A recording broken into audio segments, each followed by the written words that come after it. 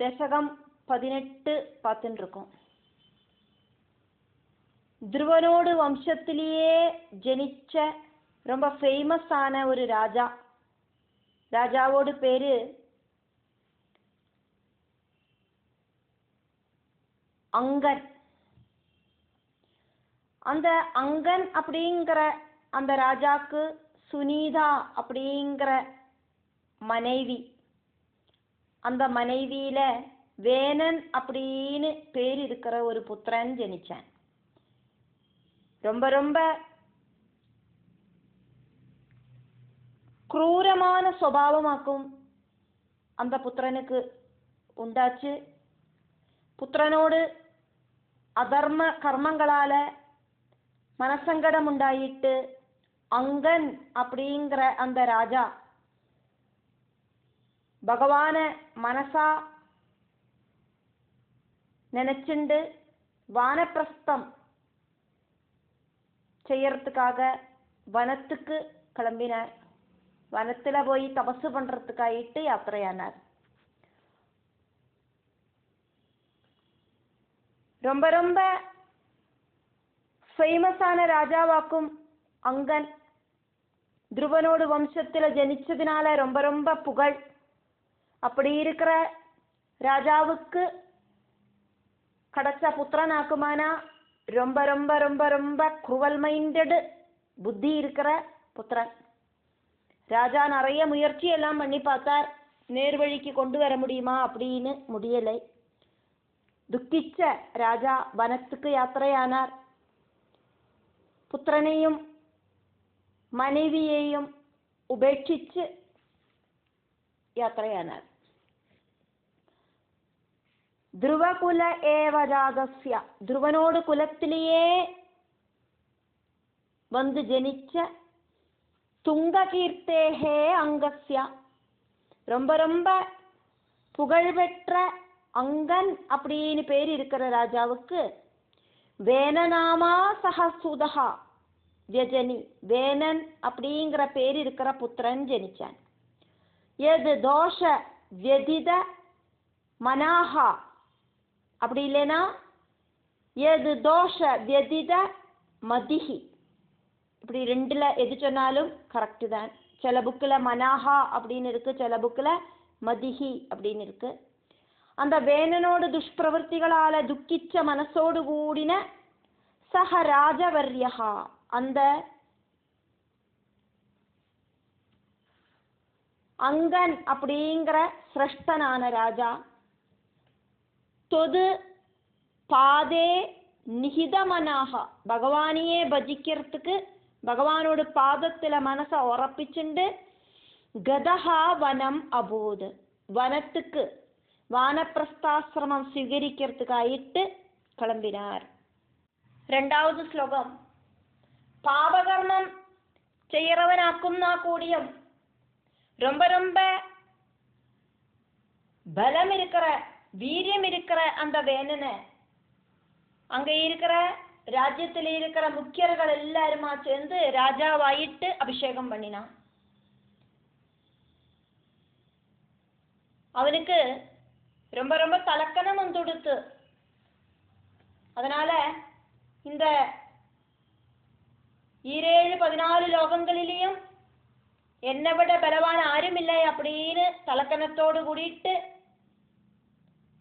பூமண்டலத்துல எல்லா இடத்துலையும் பகவானை ஆரெல்லாம் பஜிக்கிறாளோ அவளை எல்லாம் துரோகிச்சான். புத்திரனோட பிரவൃத்திகளில മനസ്സ് വിഷമിച്ച് അംഗരാജ, അംഗൻ എന്നൊക്കും அந்த രാജാക്ക് പേര്, വേനനോട് അപ്പ ആരിട്ടിയും ചൊല്ലാതയ്ക്ക് മനസ്സ് വിഷമിച്ച് അർദ്ധരാത്രി വനയാത്ര പുറപ്പെട്ടു പോന്നത് നമ്മൾ இதுக்கு முன்னாலത്തെ ஸ்லோகத்துல பார்த்தோம். ஒரு ராஜ்யம் அப்படின்னா கண்ட்ரோல் செய்யறதுக்கு ராஜா அப்படிங்கிறது மஸ்ட்.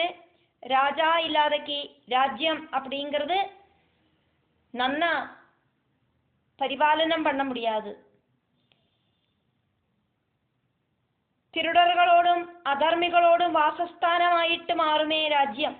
அதனால எல்லாரும் விஷமிச்சா ராஜா இல்லாத அவஸ்தையில ராஜ்யத்தோட அவகாசம் புத்திரனான வேணனுக்காக்கும் அப்படிங்கிறதுனால வேணனை யுவராஜாவாயிட்டு அபிஷேகம் பண்ணினான்.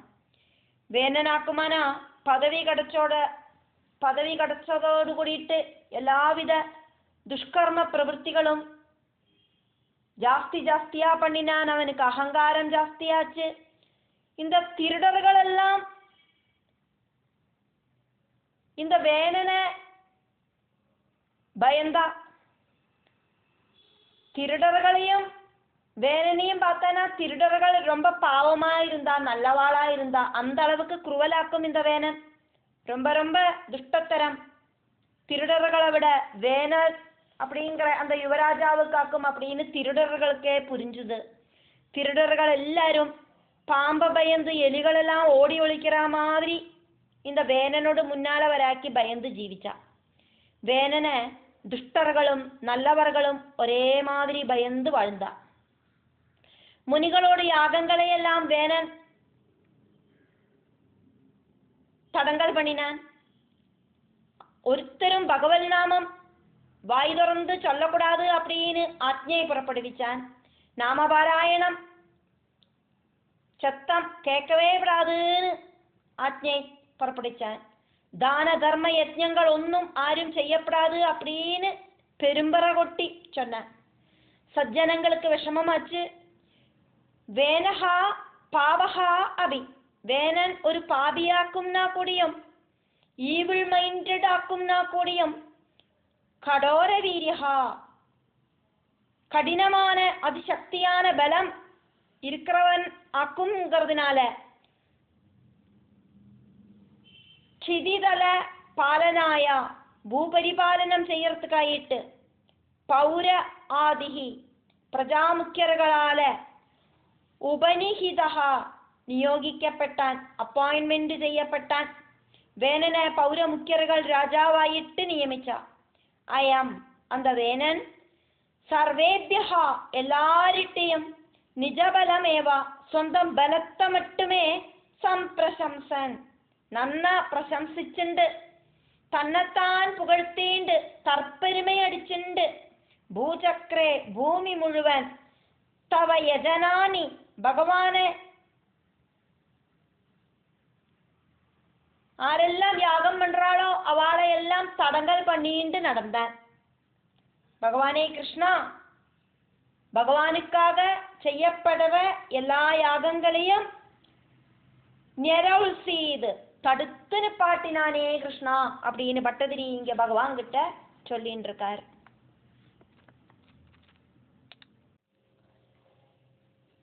மூணாவது ஸ்லோகம் பார்த்துட்டு இருக்கோம். நல்ல விஷயங்களை சொல்லி கொடுக்கறதுக்காக முனிகள் எல்லாம் கூட்டம் கூட்டமாயிட்டு வேணனை பார்க்கறதுக்கு வந்தா. உலகத்துல யாகங்களும் யஜ்ஞங்களும் எல்லாம் செஞ்சாதான் ராஜ்யம் சுபிட்சமா இருக்கும் அப்படின்னு சொல்லறா. பகவான நாமபாராயணங்களால கூப்பிட்டாதான் எந்த ஒரு விஷயமும் சக்சஸ் ஆகும் அப்படின்னு சொல்லறா. ഇതൊന്നും വേനൻ കാതു കൊടുത്ത് കേൾക്കവേ இல்லை. മൂന്ന് ലോകத்துக்கும் அதிபதியாயிட்டு நானல்லாதக்கு வேறாரும் இல்லை அப்படின்னு அந்த வேனன் பகவான நிந்தை பண்ணினான். அதுல அந்த முனிகளுக்கெல்லாம் வருத்தம் ஜாஸ்தியா வந்துட்டு அந்த வேனனை சாபம் போட்டு கொன்னான். அதாக்கும் இந்த ஸ்லோகம்.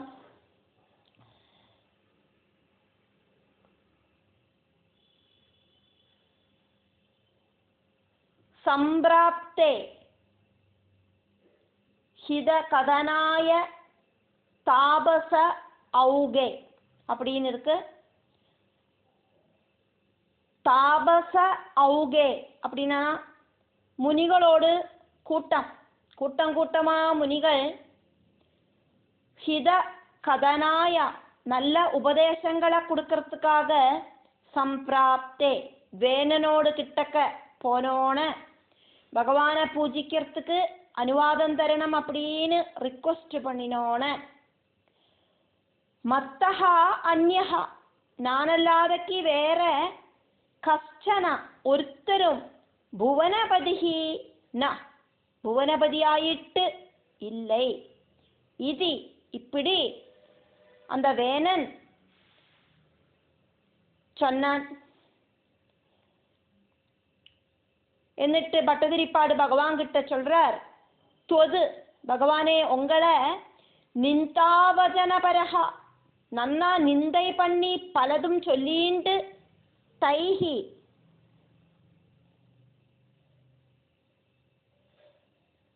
அந்த சிரேஷ்ட முனீஸ்வரைஹி முனீஸ்வரர்களால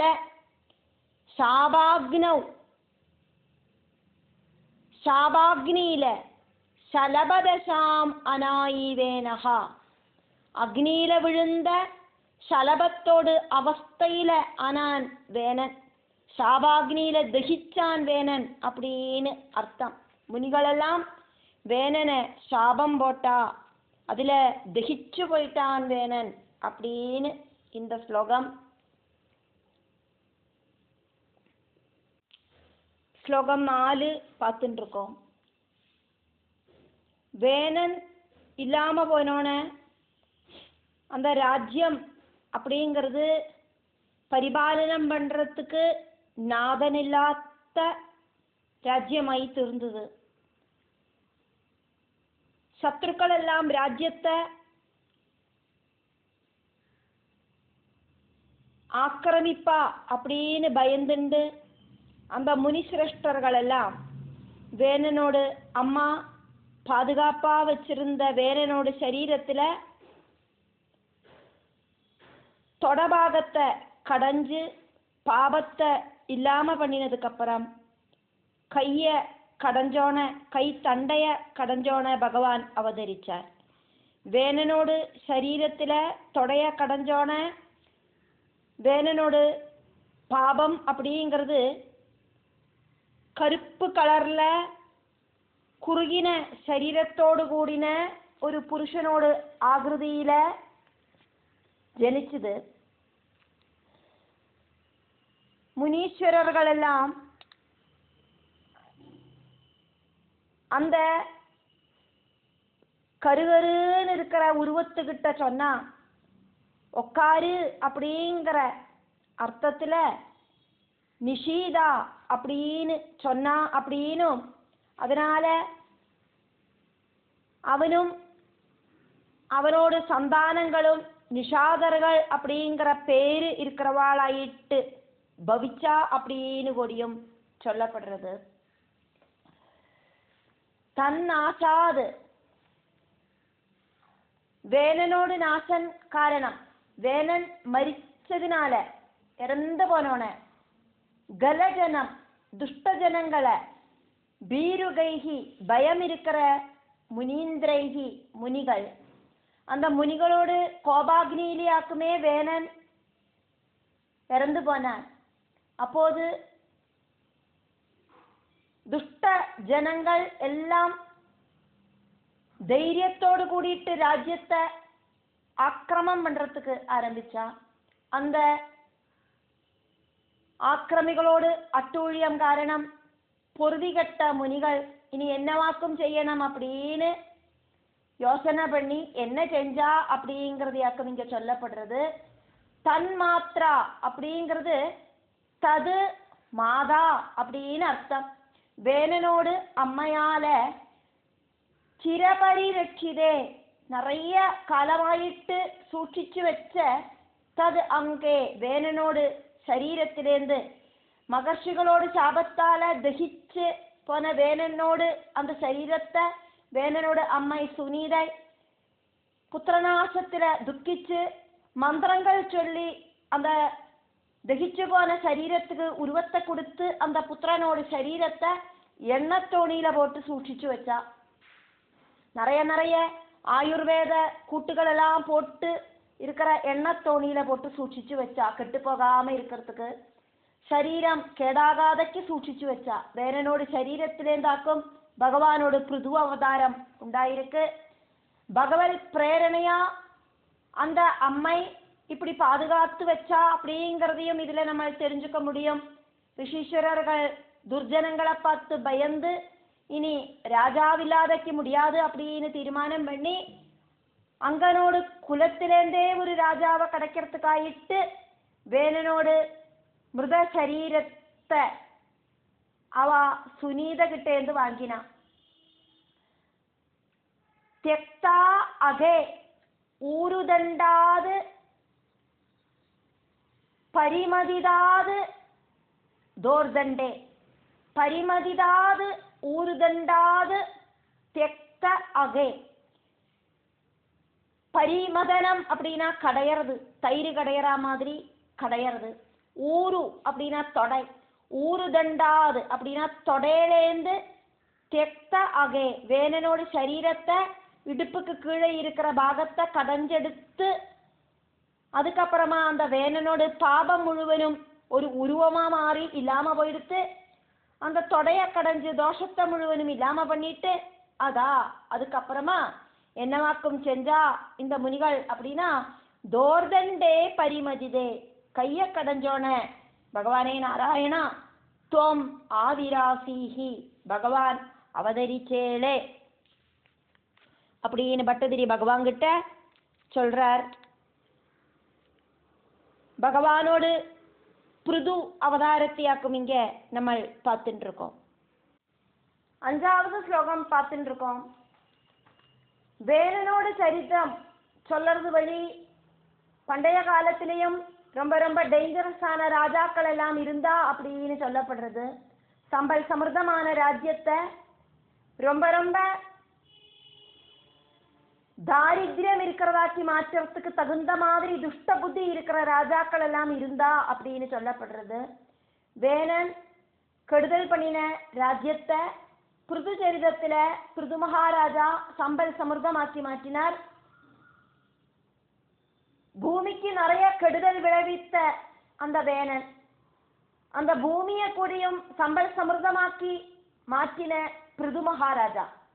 பிருது மகாராஜா நிறைய அஸ்வமேத யாகங்கள் பண்றார். அப்படி பண்ணி 100வது யாகத்துக்கு வந்து சேர அந்த பிருதுகிட்ட பொறாம தோணின தேவேந்திரன் அந்த யாகத்தை முடக்கிறதுக்கு அந்த யாக குதிரைய யாக அஸ்வத்தை நிறைய தடவை திருடிண்டு போறார். பிருதுவோடு புத்திரன் அந்த குதிரைகளை எல்லாம் திரும்ப கொண்டு வரதையும் பார்க்க முடியும். இப்படி பொறாமையினால எந்த அளவுக்கு மோசமான ஒரு அதப்பதனம் உண்டாகும் அப்படின்னு இதுல எடுத்து காட்டப்படுறது. பிருது புண்ணியவார்களான சனகாதிகளை பார்க்கிறார், புண்ணிய பிரவൃத்திகள் செய்யறார், குருவோடு உபதேசம் வழி முக்தி கிடைக்கிறது எப்படி அப்படின்னு எடுத்து காட்டுறார் அப்படிங்கிறதையாக்கும் பார்த்துட்டு இருக்கோம்.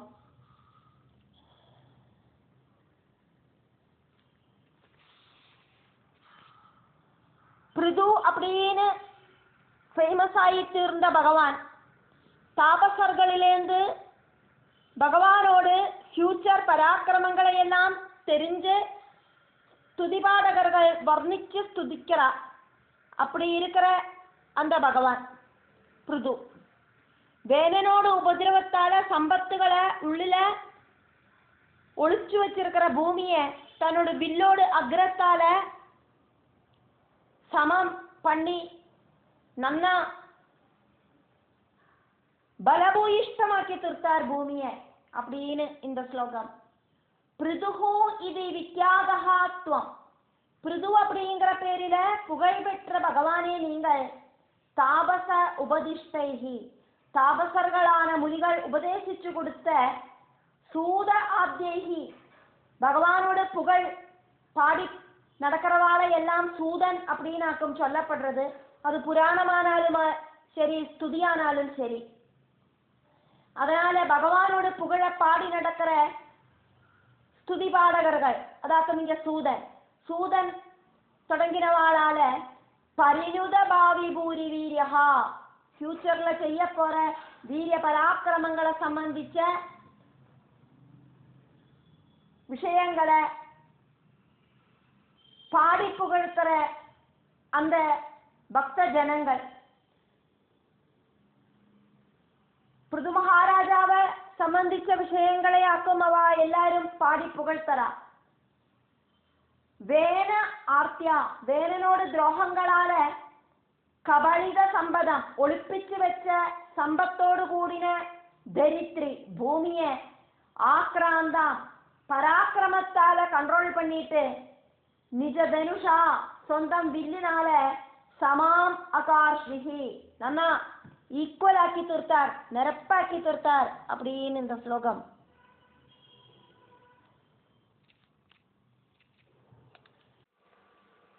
ஆறாவது ஸ்லோகம் பார்த்துட்டு இருக்கோம். அதுக்கப்புறமா பகவான்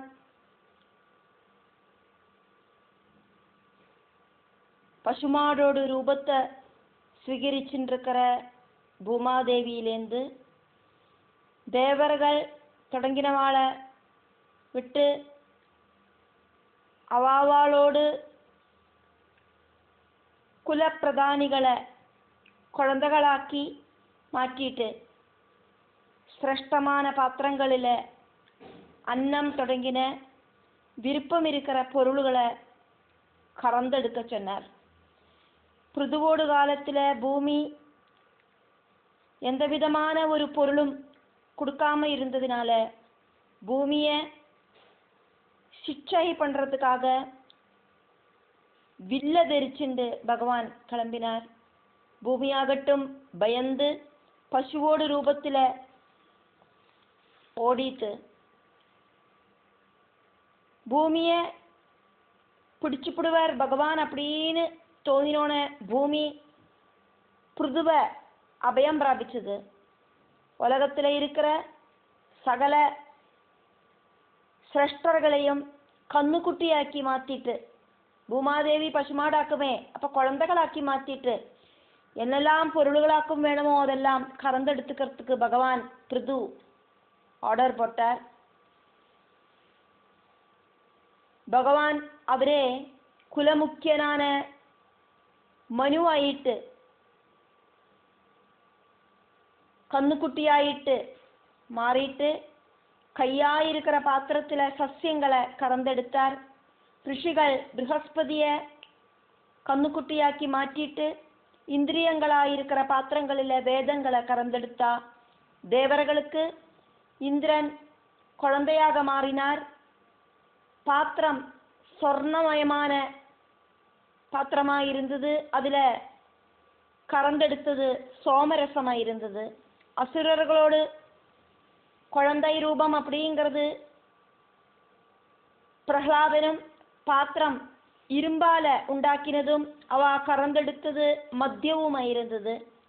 அதே மாதிரி கந்தர்வர்கள் மதுவும் பிதர்கள் கவ்யவும் கறந்தெடுத்ததாயிட்டு இங்கே நம்ம தெரிஞ்சுக்கிறோம். பூயகாத்வம் அதுக்கப்புறம் பகவானே நீங்கள் நிஜகுல முக்கிய வல்சயுக்தைகி சொந்தம் குலத்தில முக்கியர்களை பசுக்குட்டிகளாக்கி மாற்றிட்டு தேவ ஆதைகி தேவர்கள் தொடங்கினவர்களால சமுஜித சம்உஜித சாரு அழகான சூட்டபிளான பாஜனேஷு பாத்திரங்களில் அன்னாதீனி அபிலபிதானி அன்னம் அப்படிங்கிறதுனால இங்கே உணவுப் பொருள்கள் அப்படின்னு அர்த்தம்.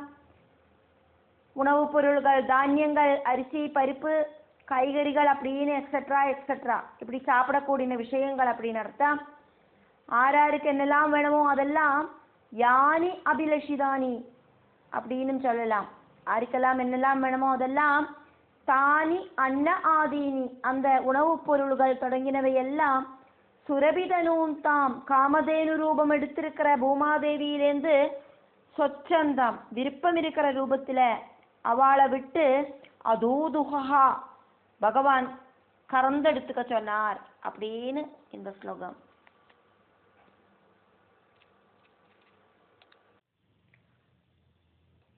ஏழாவது ஸ்லோகம் பார்த்துட்டு இருக்கோம். பகவானே நாராயணா, பிருது மகாராஜாவான நீங்கள் நிறைய அஸ்வமேத யாகங்களால உங்களையே பூஜிச்சுட்டு இருக்கிற அந்த டைமில் 100வது அஸ்வமேதம் ஆரம்பிச்ச டைமில் இந்திரன் வேற யாருமே இந்திரனை மாதிரி 100 யாகம் செஞ்சு இந்த இந்திர பதவிக்கு வந்துடக்கூடாது அப்படிங்கிற நினைப்பால மாறு வேடத்துல வந்து குதிரையை எல்லாம் இந்த யாக குதிரைகளை எல்லாம் திருடிண்டு போனான் அப்படின்னா கொடியும்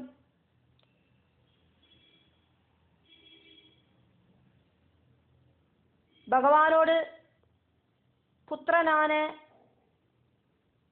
விஜிதாஸ்வன் கிட்ட தோத்து போயிட்டான் தேவேந்திரன்.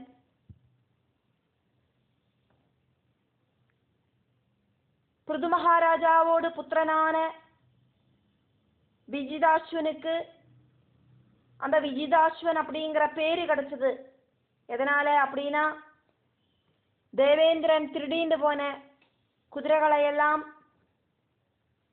மீட்டு கொண்டு வந்ததினாலேயாக்கும் அந்த பேரு கிடைச்சது. ஹே திரிதாமன், 3 லோகங்களிலேயும் திளங்கி விளங்கி நிற்கிற பகவானே நாராயணா, தொய் நீங்கள் மகைஹி யாகங்களால ஆத்மானம் யஜதி, உங்களையே பூஜை பண்ணிட்டு இருக்கிற அந்த டைமில் சததம வாஜிமேத யாகே 100வது அஸ்வமேத யாகம் ஆரப்தே ஆரம்பிச்சோன்னே ஸ்பர்தாலுஹு சதமகா பொறாமக்காரனாயிருக்கிற தேவேந்திரன் நீஜவேஷா ஏத்தியா நீஜவேஷத்துல வந்துட்டு மாறுவேடத்துல வந்துட்டு அஸ்வம் ஹிருத்வா அஸ்வமேதையாக குதிரைய திருடிட்டு தவ தனையாது பகவானே பிருதுவோடு அவதாரமாயிட்டு வந்திருக்கிறதாக்குமே. அதனால அந்த பகவானோடு புத்திரனிலேந்து பராஜிதா அபூது தோத்து போயிட்டான் அப்படின்னு அர்த்தம். 100 அஸ்வமேத யாகம் ஆறு பூர்த்தி பண்ணினாலும் இந்திர பதவிக்கு அர்ஹனாக்கும். அதனால ஆல்ரெடி இருக்கிற தேவேந்திரன் அந்த ஸ்தானத்தை புதுசா வர இந்திரனுக்கு கொடுக்கணும். அந்த பதவியோடு பேராக்கும் இந்திரன், இந்திர பட்டம், இந்திர பதவி. அப்போ 100 அஸ்வமேத யாகம் ஆராக்குமோ கம்ப்ளீட் பண்றா அவ இந்திரன் ஆகிறதுக்கான தகுதி உள்ளவாளாக்கும். அவ வரும்போது அந்த தேவலோகத்துல இருக்கிற இந்திரன் தன்னோடு அந்த ஸ்தானத்தை புதுசா வர இந்திரனுக்கு கொடுத்து தேவேந்திரன் ஆக்கணும். அதனாலேயாக்கும் தன்னோடு பதவி நஷ்டமாகுமோ அப்படின்னு சிந்தனை பண்ணிட்டு இப்படி பொறாமை காரணமாக யாக குதிரையை ஒளிப்பிச்சு வச்சது.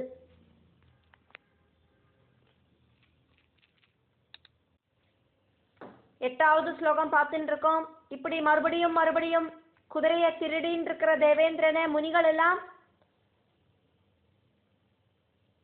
ஹோமம் பண்ணி அந்த அக்னியில ஹோமம் வளர்த்து அந்த அக்னியில இந்திரனை ஹோமம் பண்றதுக்கு ரெடி ஆனோன ஹோமாக்னி வளர்த்து அதுல ஹோம திரவியமாயிட்டு இந்திரனையே போட்டு ஹோமம் பண்றதுக்கு ரெடி ஆனோன பிரம்மா வந்து தடுத்தார். அந்த யாகம் அதோடு கூடி அங்க நின்னுது. அந்த டைம்ல பகவான் நாராயணன் அந்த பகவான் நாராயணனாக இருக்கிற பிருது மகாராஜா சாட்சால் மகாவிஷ்ணுவோட ரூபத்துல அங்க பிரத்யட்சப்பட்டார் அப்படிங்கிறது இந்த ஸ்லோகம். இது இப்படியாக முகுஹு வாஜினம் ஹரந்தி, மறுபடியும் மறுபடியும் குதிரைய திருடிண்டு போற தம் அந்த இந்திரனை முனிவர மண்டலே ஜுஹூஷவ், சிரேஷ்ட முனிகளோட கூட்டம் அந்த ஹோமாக்னியில தேவேந்திரனை ஹோமிக்கிறதுக்கு ரெடி ஆனோன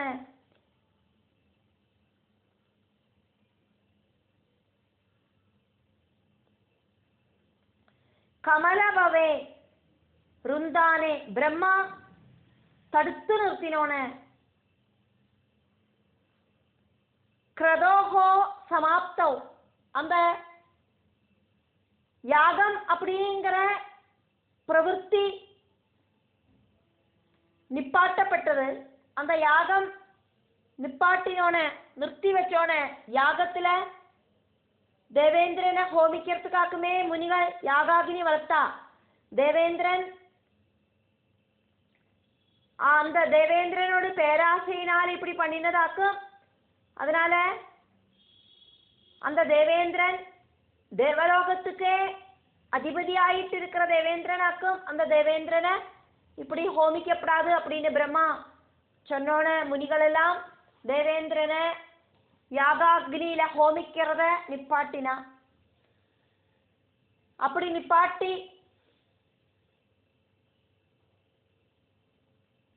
நிப்பாட்டின அந்த டைமில் ஸ்வம் மதிருபோ பகவானேயான பிருது மகாராஜா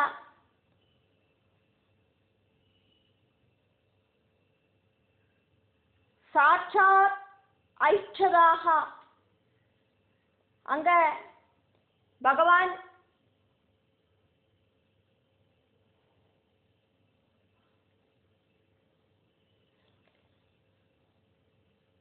பிருது மகாராஜாவோடு முன்னால மகாவிஷ்ணு சங்கு சக்கர கதாதாரியான மகாவிஷ்ணு பிரத்யட்சப்பட்டார் அப்படிங்கிறது இந்த ஸ்லோகம்.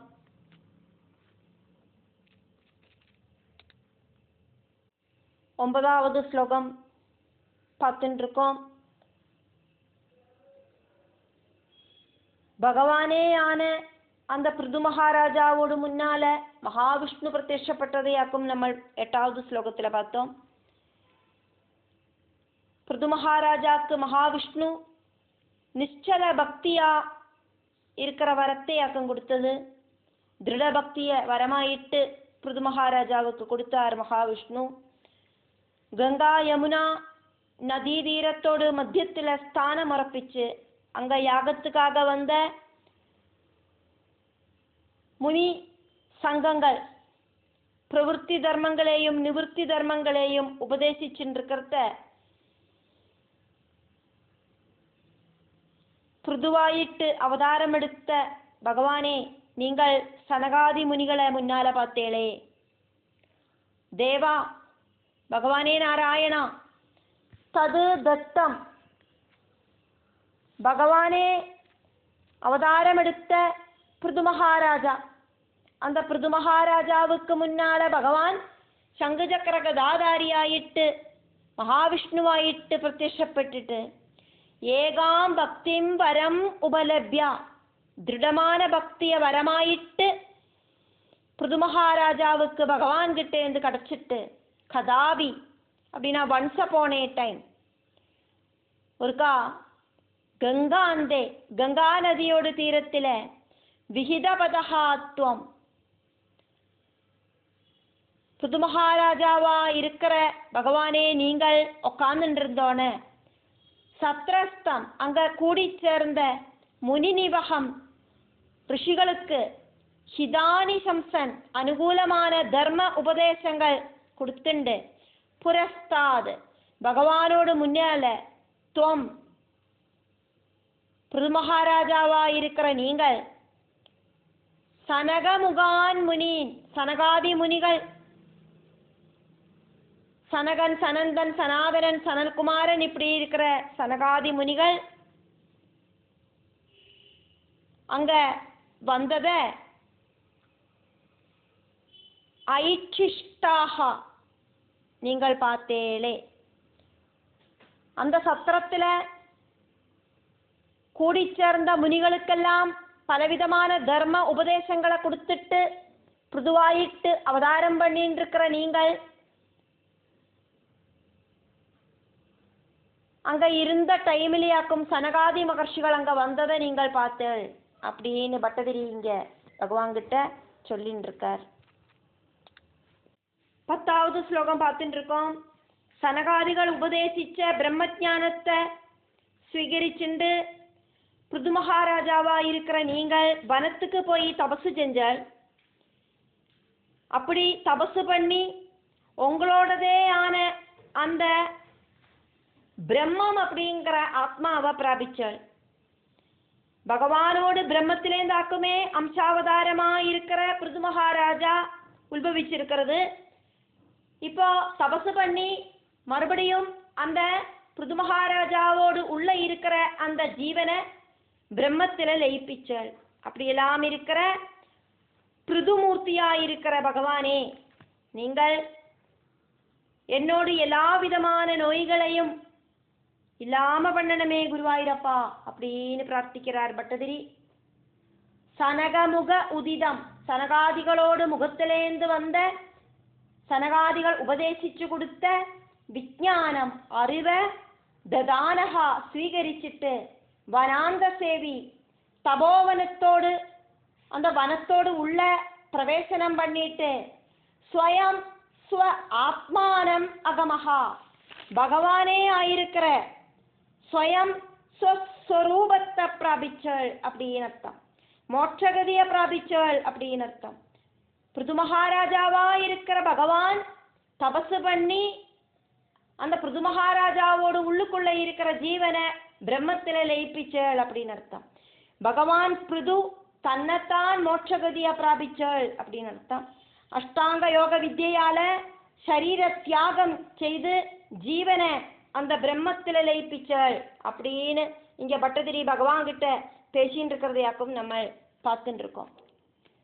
இப்படியெல்லாம் பகவான் கிட்ட சொன்ன பட்டதிரி എന്നിട്ട് பகவான் கிட்ட சொல்றார், பிருதுவாயிட்டு அவதரிச்ச பகவானே நாராயணா தத்தாதிருக் தது ஆதிருக்கு இப்ப வர்ணிச்ச மாதிரி இருக்கிற பிருதுவபுகு பிருதுவோடு சரீரம் ஸ்வீகரிச்ச ஈஷா நாராயணா ஈஸ்வரா சத்வரம் உடனடியாக மே என்னோடு ரோக ஔகம் எல்லா விதமான ரோக கூட்டங்களையும் மனசுல இருக்கிற நோய்கள் சரீரத்துல இருக்கிற நோய்கள் இப்படி இருக்கிற எல்லா விதமான நோய் கூட்டங்களையும்